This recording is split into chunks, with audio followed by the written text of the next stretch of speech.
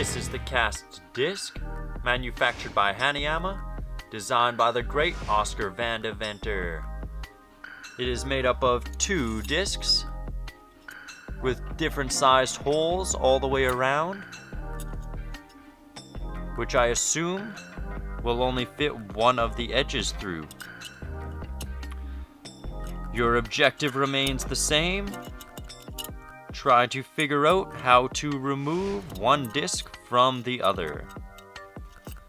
This is a level 6 on the Puzzle Master difficulty rating scale, which runs from 5 to 10.